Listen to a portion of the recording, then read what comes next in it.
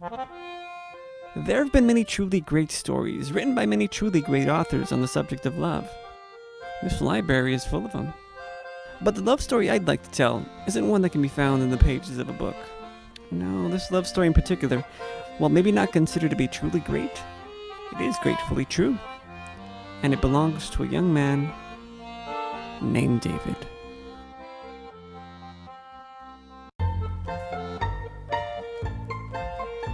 David was a good man, a bit of a Nebbish, but a good man and a good Jew. He studied Torah and Talmud. He performed mitzvahs such as volunteering at this library. And he kept kosher. David was what you called a true mensch. So kind-hearted was he that stray cats that would fear, hiss, and run away from pretty much anyone else, always liked David. And such a good speller you wouldn't believe. He even won the Inner City Adult State Spelling Bee Championship, Hantic.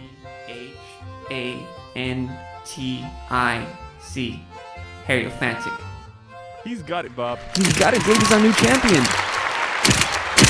And why wouldn't he be a good speller? The man loved to read.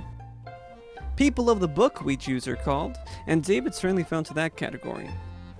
He's read mostly every book in the library and knew the precise location of mostly every book, just in case anyone were ever to ask him.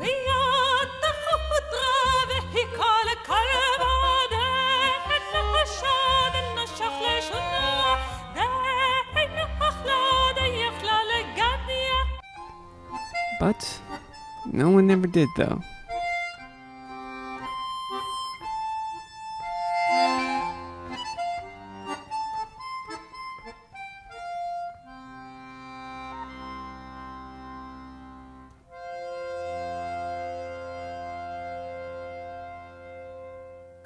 But hold on, the story isn't finished yet.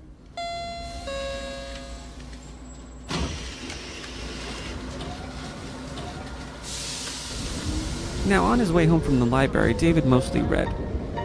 He hardly ever noticing anyone around him, and hardly anyone ever noticing him at all.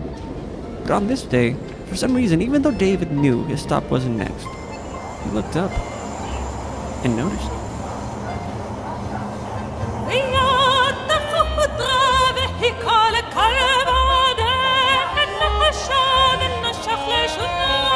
Never had David seen such a girl of such beauty.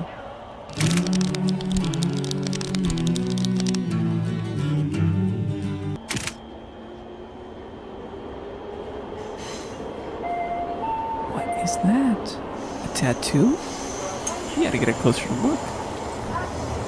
Now, of course, David knew that tattoos were forbidden, and David, he was usually dismayed by the sight of such markings.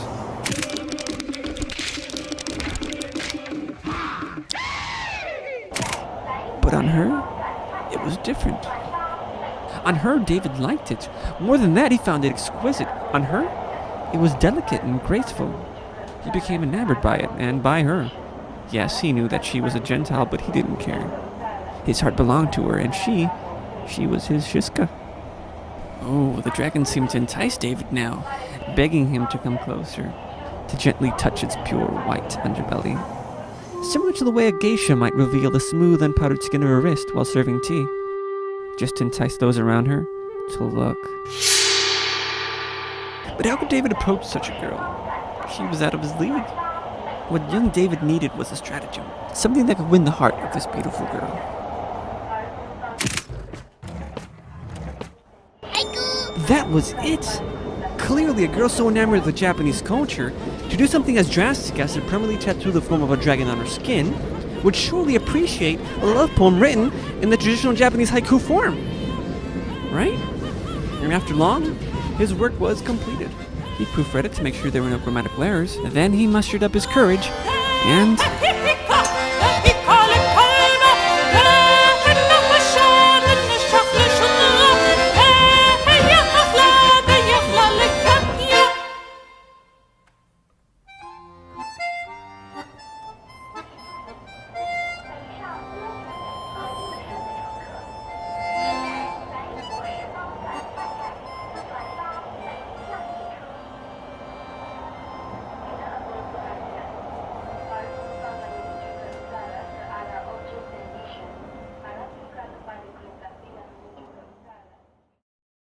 Wait, the story isn't finished yet. David rode the train the next day again, with his poem to her in his front pocket, knowing that he would see her again. But he didn't. Please stand clear of the doors. He rode the train the next day again, and the next day, and the next day, always with the poem in his pocket, ready for her if she ever appeared. But she never did. And as young David stepped out of the metro car, he realized something that you have to understand. He realized that although many of the stories that he loved were works of fiction, one thing about them was inherently true.